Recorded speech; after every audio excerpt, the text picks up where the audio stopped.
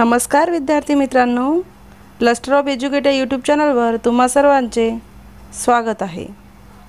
मित्रांनो, याआधी आपण इयत्ता 8वीच्या पुस्तकाचा पहिला भाग बघितला।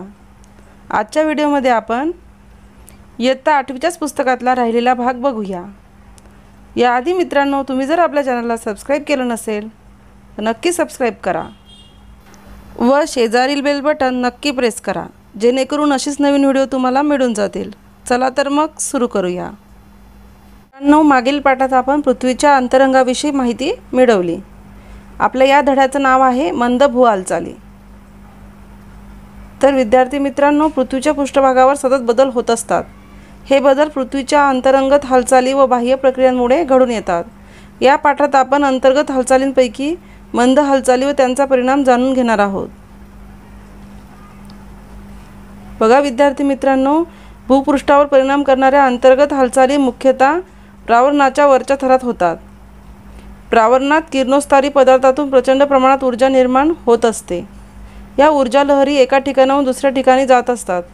ऊर्जेच्या अशा प्रवाहांमुळे पृथ्वीच्या अंतरंगात हालचाली निर्माण होतात। मंद भू हालचाली। पृथ्वीच्या अंतर्गत भागात ऊर्जेचे उत्सर्जन सातत्याने व मंद गतीने होते, तेव्हा ज्या हालचाली होतात त्यांना मंद हालचाली असे म्हणतात। मंद हालचालींमुळे होणारे परिणाम हे मोठ्या प्रदेशावर होऊ शकतात। या हालचाली क्षितिज समांतर व ऊर्ध्व दिशेने होतात। विद्यार्थी मित्रांनो, भू हालचालींचे परिणाम बघा। तर इथे तुम्हाला क्षितिज समांतर हालचाली याचे काही आकृत्या दिलेल्या आहेत। तर बघा, भू हालचालींमुळे भूपृष्ठावर भूकंप, ज्वालामुखींचे उद्रेक, पर्वतांची व खंडांची निर्मिती या स्वरूपात परिणाम दिसून येतो। अंतर्गत हालचालींमुळे दोन प्रकारचे पर्वत निर्माण होतात। एक आहे वली पर्वत आणि दुसरा आहे गट पर्वत। मित्रांनो, वली पर्वत हे पृथ्वीच्या अंतर्भागातून ऊर्जेचे वहन होते।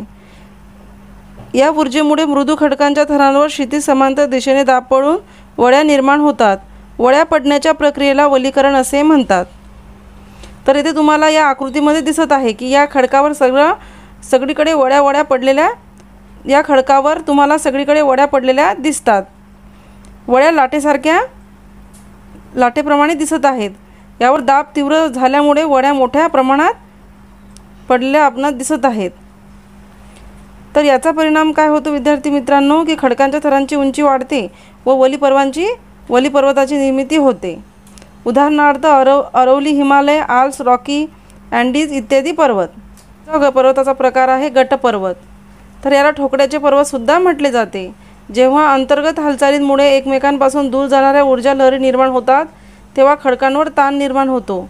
खडकांना भेगा पडतात। येथे आपण बघू शकता की इथे खडकाला भेग पडलेली आहे व त्यातून एक भाग वरती आणि एक भाग खाली खचलेला आपणास दिसत आहे। तर यालाच कोणता पर्वत म्हणतात, तर यालाच गट पर्वत असे म्हटले जाते। या खडकांची हालचाल होते, या भेगांनाच विभंग असे म्हणतात। कठीण खडकांमध्ये ऊर्जा लहरी एकमेकांकडे आल्याने दाब पडूनही असे विभंग होतात। दोन समांतर विभंगांमधील भूकवचाचा भाग जेव्हा वर उचलला जातो तेव्हा त्या ठोकड्याप्रमाणे दिसणाऱ्या भूभागाला गट पर्वत असे म्हणतात। या आकृतीमध्ये तुम्हाला दिसत आहे की या भागामध्ये हा मधातला भाग वरती उचललेला आहे, त्यामुळे येथे गट पर्वताची निर्मिती झाली। तर यालाच काय म्हणतात, तर विभंग असे म्हटले जाते। गट पर्वताचा माथा सपाट असतो, त्यावर शिखरे नसतात व त्यांचे उतार तीव्र असतात। उदाहरणार्थ भारतातील मेघालय पठार व युरोपातील ब्लॅक फॉरेस्ट पर्वत। पुढचं बघा, खचदरी। खचदरी कशाला म्हणतात, तर एकमेकांपासून विरुद्ध दिशेने दूर जाणाऱ्या हालचालींमुळे भूपृष्ठावर ताण निर्माण होतो, त्यामुळे दोन नजीकच्या विभागांमधील भूकवचाचा भाग खचतो। अशा खचलेल्या भागाला खचदरी असे म्हणतात। तर विद्यार्थी मित्रांनो, इथे तुम्ही बघू शकता की या भूकवचाचा भाग दाब पडल्यामुळे खाली गेलेला आहे, त्यामुळे इथे विभंग तयार झाला आणि इथे एक खचदरी तयार झाली। तर यालाच काय म्हणतात, खचदरी असे म्हणतात। तर खचदरीचे दोन्ही उतार हे तीव्र असतात। उदाहरणार्थ आफ्रिका खंडातील ग्रेट रिफ्ट व्हॅली। पुढचा प्रकार बघा, खंड निर्माण करणाऱ्या हालचाली। पृथ्वीच्या केंद्राकडे किंवा त्यापासून भूकवचाकडे मंदगतीने हालचाली होत असतात. या हालचालींमुळे भूकवचाचा विस्तीर्ण भाग वर उचलला जातो किंवा खचतो. भूकवचाचा भाग समुद्रसपाटीपेक्षा वर उचलला गेल्यामुळे खंडांची निर्मिती होते. म्हणून या हालचालींना खंड निर्माण करणाऱ्या हालचाली म्हणतात. अशा हालचालींमुळे विस्तीर्ण पठारांचीही निर्मिती होते. या धड्याच्या रिकाम्या जागा बघूया मित्रांनो. पहिली आहे हिमालय हा रिकामी जागा पर्वत आहे. तर हिमालय हा वली पर्वत आहे. अंतर्गत हालचालींमुळे खडकांमध्ये पडणाऱ्या भेगांना रिकामी जागा असे म्हणतात. तर विभंग असे म्हटले जाते.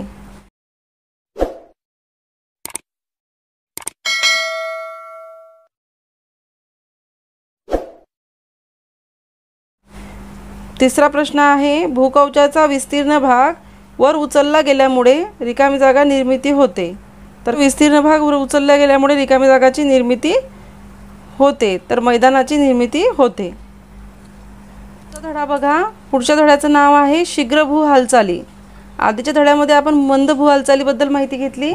आता आपण शीघ्र भू हालचाली याविषयी माहिती घेऊया. तर विद्यार्थी मित्रांनो, पृथ्वीच्या अंतर्गत भागात काही वेळा अचानक मोठ्या प्रमाणावर ऊर्जेचे उत्सर्जन होते. या हालचालींची गती जास्त असल्यामुळे या हालचालींना शीघ्र हालचाली म्हणतात. या हालचाली विनाशकारी असतात. या हालचाली उभ्या म्हणजे पृथ्वीच्या त्रिज्येच्या दिशेत होतात. त्यांचा परिणाम मर्यादित प्रदेशावर भूकंप व ज्वालामुखी या स्वरूपात आपण पाहतो. पहिला घटक आहे भूकंप. तर भूकंप कशाला म्हणतात विद्यार्थी मित्रांनो? भूपृष्ठाखाली होणाऱ्या हालचालींमुळे भूकवचावर प्रचंड ताण निर्माण होतो. ताण विशिष्ट मर्यादेपलीकडे गेल्यावर तेथील ऊर्जेचे उत्सर्जन होते. या ऊर्जा लहरींमुळे भूपृष्ठ हादरते. यालाच आपण भूकंप असे म्हणतो. भूपट्टांची हालचाल होणे, ते सरकणे, भूपट्टांचे एकमेकांना आदळणे किंवा एकमेकांच्या खाली जाणे, ज्वालामुखीचे उद्रेक होणे, भूपृष्ठाखालील खडकात विभंग निर्माण होणे इत्यादी कारणांमुळे भूकंप घडून येतो. येथे तुम्हाला एक यंत्र दाखवलेलं आहे. यालाच भूकंप मापन यंत्र असे म्हटले जाते. तर भूकंपाची तीव्रता कशामध्ये मोजतात विद्यार्थी मित्रांनो? रिश्टर या एककात मोजली जाते. भूकंप होताना भूपृष्ठाखाली ज्या ठिकाणी ऊर्जा मोकळी होते त्या ठिकाणास भूकंपाची नाभी म्हणतात. भूकंप नाभीकडून सर्व दिशेने विविध लहरींच्या रूपात ऊर्जेचे उत्सर्जन भूपृष्ठाकडे होते. भूकंप नाभीपासून भूपृष्ठावरील सर्वात जवळच्या भागात भूकंपाचे अपिकेंद्र असे म्हटले जाते. भूकंप लहरी प्राथमिक, दुय्यम, भूपृष्ठ लहरी असे 3 प्रकार भूकंप लहरीचे पडतात. त्यामधला पहिला आहे प्राथमिक लहरी. भूगर्भात ऊर्जेचे उत्सर्जन झाल्यावर या लहरी सर्वप्रथम भूपृष्ठावर पोहोचतात. भूकंप नाभीपासून पृथ्वीच्या त्रिज्येच्या रेषेत सर्व दिशांनी भूपृष्ठाकडे अत्यंत वेगाने येणाऱ्या या लहरींना प्राथमिक लहरी असे म्हणतात. या लहरींमुळे खडकातील कणांची हालचाल लहरींच्या दिशेने मागे पुढे होते.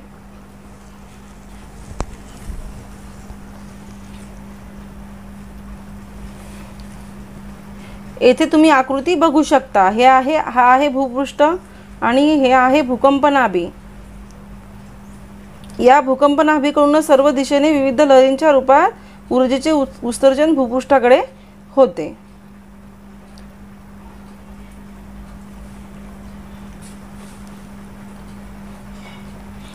दुसऱ्या लहरी आहे दुय्यम लहरी. प्राथमिक लहरींच्या नंतर भूपृष्ठावर पोहोचणाऱ्या लहरींना दुय्यम लहरी म्हणतात. आधी कोणत्या लहरी पोहोचतात भूपृष्ठावर? तर प्राथमिक लहरी पोहोचत असतात.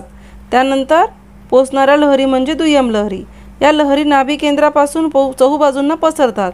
या लहरींमुळे खडकातील कणांची हालचाल वर खाली म्हणजेच लहरींच्या दिशेने लंबरूप होते. त्यामुळे या लहरी विध्वंसक स्वरूपाच्या असतात.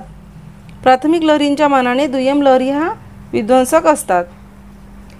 तिसरा आहे भूपृष्ठ लहरी. प्राथमिक व दुय्यम लहरी भूपृष्ठावर पोहोचल्यानंतर त्यांचा परिणाम भूपृष्ठावर होतो व भूपृष्ठावर नवीन लहरी निर्माण होतात. या लहरी परिघाच्या दिशेने पसरतात. या लहरींमुळे खडकांमधील कणांची हालचाल वर खाली किंवा वाकडी तिकडी होते. त्यामुळे या लहरी जास्त विध्वंसक असतात. पुढचा घटक आहे ज्वालामुखी. ज्वालामुखी पृथ्वीच्या प्रावरणातून तप्त द्रव घन व वायुरूप पदार्थ भूपृष्ठावर फेकले जातात. या क्रियेला ज्वालामुखीय क्रिया म्हणतात.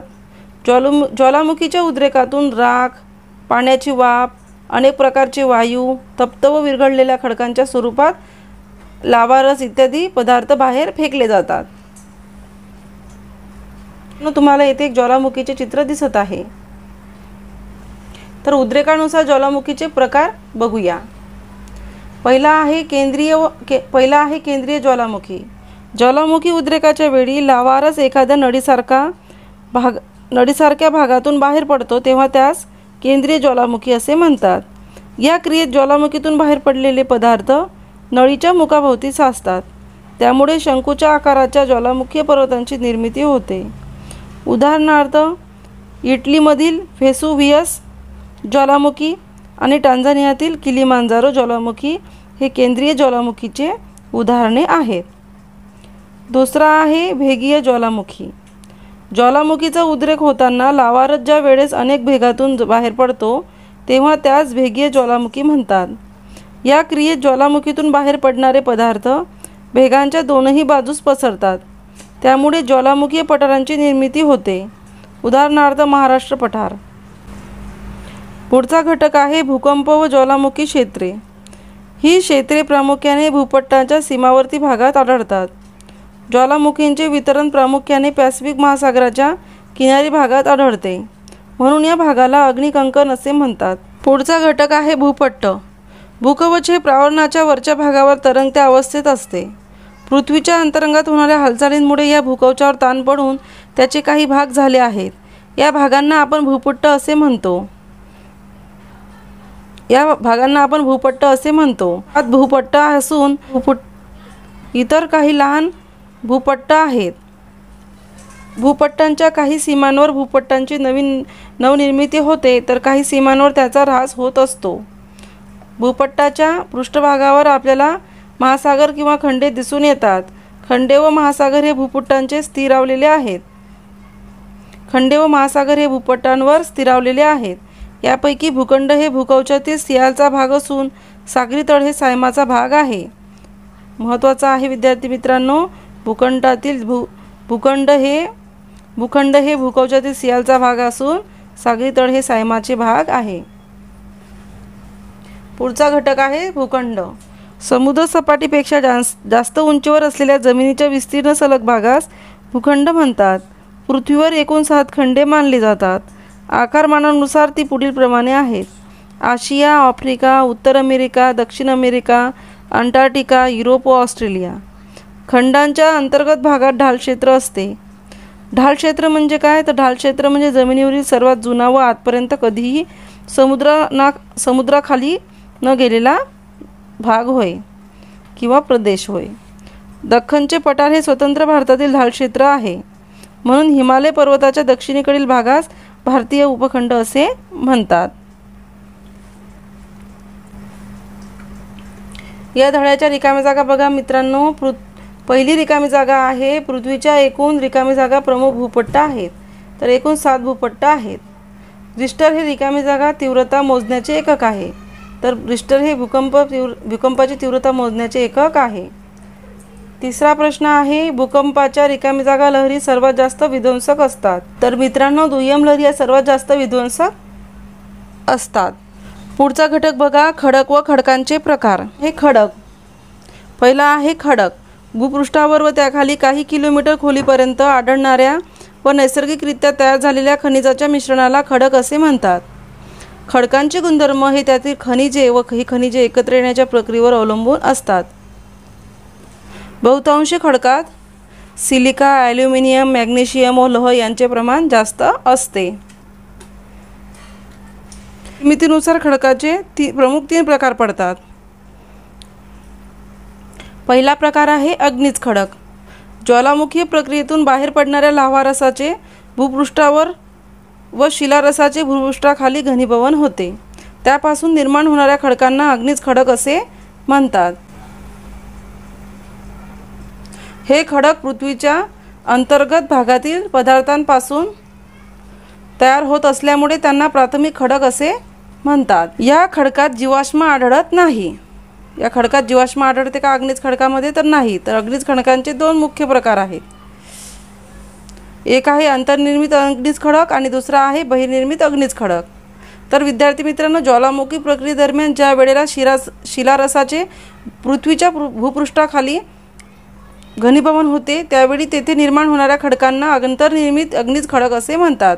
उदाहरणार्थ गॅब्रो आणि ग्रॅनाइट हे अंतर्निर्मित अग्निज खडकाची उदाहरणे आहे.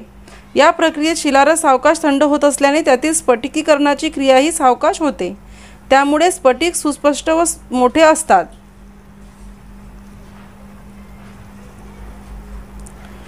पुढचा आहे बहिर्निर्मित अग्निज खडक. तर या प्रक्रियेत लाव्हारस भूपृष्ठावर पसरल्यानंतर त्याचे घनीभवन होते. त्यापासून निर्माण होणाऱ्या खडकांना बहिर्निर्मित खडक म्हणतात. उदाहरणार्थ महाराष्ट्र पठारावरील बेसाल्ट खडक. पृष्ठभागावर आल्यावर लाव्हारस लवकर थंड होतो, त्यामुळे त्यातील स्फटिकीकरणाची क्रिया जलद होते. परिणामी यातील स्फटिक सुस्पष्ट नसतात. दुसरा खडकाचा प्रकार आहे विद्यार्थी मित्रांनो गाळाचे खडक. नदी, हिमनदी, वारा इत्यादी कारकांमुळे खडकांचे अपक्षरण होते. त्यापासून तयार झालेला गाळ वाहत जातो. सखल भागात या गाळाचे थरावर थर साचतात. त्यामुळे वरच्या थरांच्या खालच्या थरांवर प्रचंड दाब पडतो व गाळाच्या खडकांची निर्मिती होते. गाळाचे थर एकमेकांवर साचताना अनेकदा त्या थरांमध्ये मृत प्राण्यांचे तसेच वनस्पतींचे अवशेष गाडले जातात. म्हणून गाळाच्या खडकात जीवाश्म आढळतात. या खडकांमध्ये गाळाचे थर स्पष्टपणे दिसतात, म्हणून त्यांना स्तरित खडक असे सुद्धा म्हणतात. गाळाच्या खडकाला स्तरित खडक असे म्हटले जाते. उदाहरणार्थ वाळूचा खडक, चुनखडक, शेल, प्रवाळ खडक.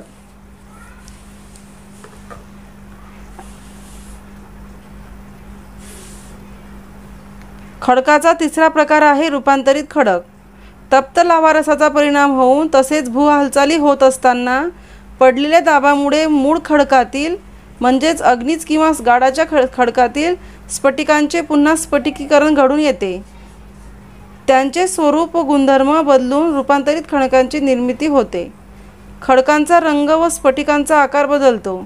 पुनर्स्फटिकीकरण झाल्यामुळे या खडकात जीवाश्म आढळत नाही. काही अग्निज व गाळाच्या खडकांपासून रूपांतरित झालेले खडक हे या तक्त्यामध्ये आपल्याला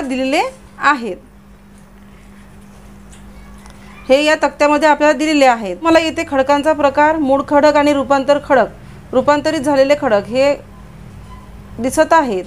तर तुम्ही येथे हे बघू शकता. पुढचा घटक आहे खडक चक्र.